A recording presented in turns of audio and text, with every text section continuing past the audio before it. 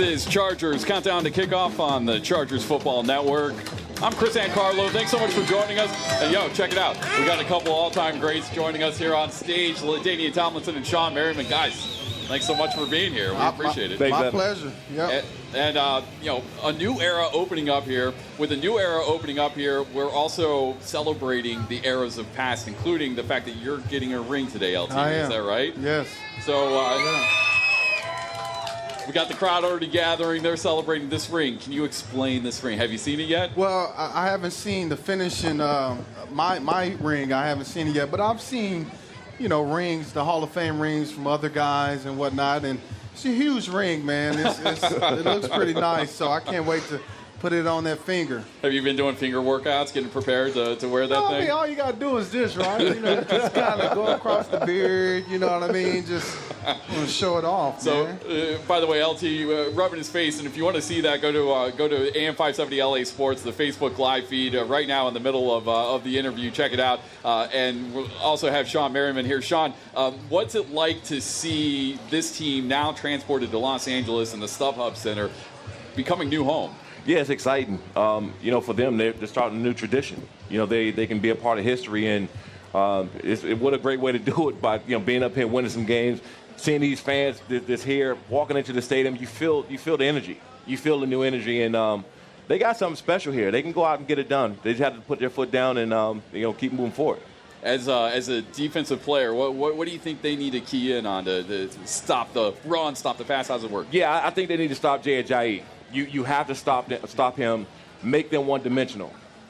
Make them put the ball in the air so Melvin Ingram and Joey Bosa can get after Jay Cutler. That's what you want today. You want them two guys getting after Jay Cutler. But Jay Ajayi, he's a workhorse. They're going to give him the ball a lot. So if you slow that momentum down, make them put the ball in the air, I think they got a great chance. And LT, when you see someone like Jay carry the ball, last year he had back-to-back games, 150 yards, and guy came kind of out of nowhere. What do you see that makes him run so well? Well, he's a workhorse, and as Shawne said, he feeds off the energy that his team is giving him. He's going to get a lot of touches, and then at the same time, I think he's the type of guy that gets better as the game goes along. So if he has early success, it's going to be a problem trying to deal with this guy in the third and fourth quarter. That's why Shawne just said, you got to stop him early. You stop him early, by the third quarter, hopefully they're out of the, they got to try to play catch-up. And we want Jay Cutler trying to play catch-up so we can go get him. You want Jay Cutler to be frustrated, Jay Cutler, exactly. Pulling on that perfectly coiffed hair. So what do you do to get after Jay Cutler? Just get him to hold the ball. As long as he holding the ball and trying to, like LT just said, when they get in the position, they got to score. They got to go downfield. That means Jay Cutler's going to hold the ball. At that point, now you let the front four get after him. And I like those chances with Jay. So when you hit him, what you gonna tell him? Like, what you gonna do? I know you used to say stuff to quarterbacks all the time. Yeah, I'll just stay right there. I'll be right back. Next play. There are kids out there, so let's keep it clean. Just lay right there. I'll be back next play. not to open the Andrew Luck. Nice to meet you. Yeah, nothing nice coming out of my mouth for those 60 minutes. Good stuff. So as we get into the game time, coming off a Monday night game, you guys have both been in that situation where you got a short week. What do you have to do to mentally prepare for a game like this? Well, you put it behind you. Like once that game is over, as professionals, we know how to put a game behind us and look to the next game, and that's our job. That's what we do. So it's always that mindset that you got to have. I remember Marty Schottenheimer used to always tell us, forget about the last play, next play, next play. And it's the same thing. This is the next week. This is the next game. And so for this team, that's how you focus in on an opponent. Forgetting about what happened last week, good or bad. It's about the Miami Dolphins today. What's the game plan to come out with a win? It's a good philosophy for life all the way around, too. No question. What's next? And for both of you guys, moving on into your chapters of life after playing the game, you're an ambassador for the Los Angeles Chargers, and it's such an important role in terms of, just welcoming this team to this city, but also carrying the fan base. Can you talk about the importance of that role? Absolutely. It's very important because, for me, this is obviously a new beginning, and as Shawne said, it is a new tradition. But you also want to be able to bring our fans along with this new tradition that the Chargers are starting. And You know, it's a great fan base here in LA already, but we want to build upon that fan base. And, you know, I hope that, I've said it before, that the people in San Diego can continue to support this team. Come up here and watch this team. Be a part of that new tradition.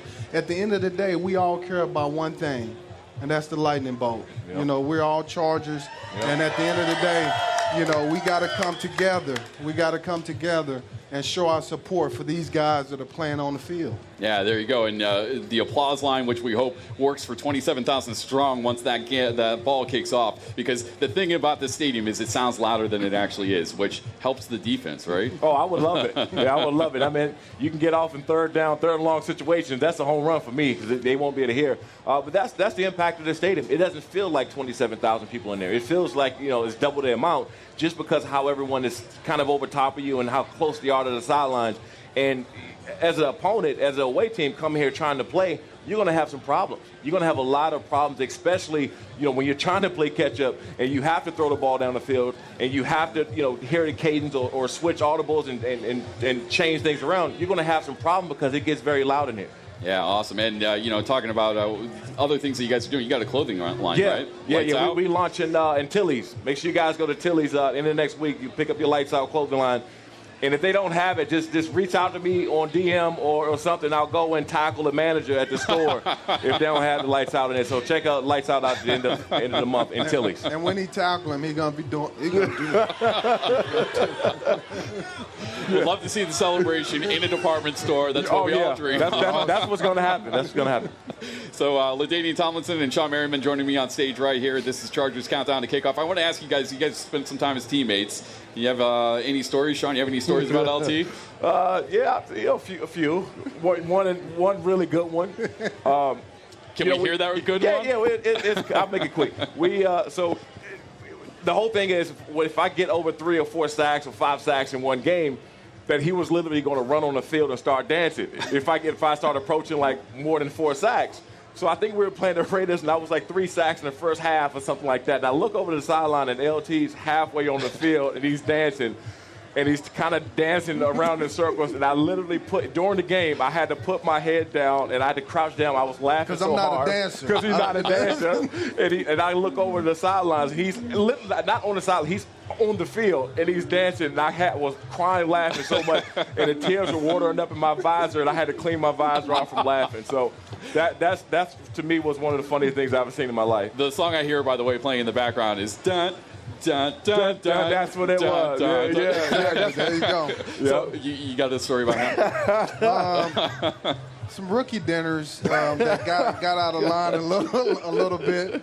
You know, I guess he hazed a couple of rookies a little bit too much, standing on the tables at you know, steakhouses and whatnot. And so, I mean, this guy, he's pretty wild. I mean, he can get pretty crazy. Yeah, crazy. But none that I can share with, with the fans. So he's referring to that $32,000 dinner, by the way, that they charge. And it's funny when you make somebody spend $32,000 as a rookie, and I'm coming from Prince George's County, Maryland. I just got so to spend $32,000 on anything at this point, right? Food alone. And I saw the bill come, and I almost fainted. And then I'm sitting there, I'm looking at the bill because I couldn't believe that it was $32,000.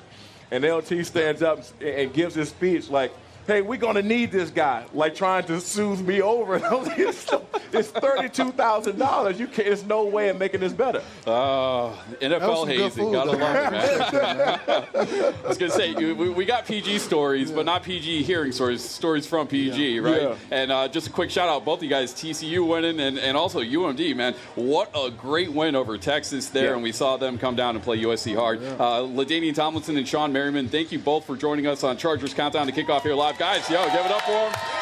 Couple of Chargers legends, and coming back, we're going to talk to Shannon Farron down on the field, and we're going to hear how things are looking down there. This is Chargers Countdown to Kickoff on KFI AM 640 and the Chargers Football Network.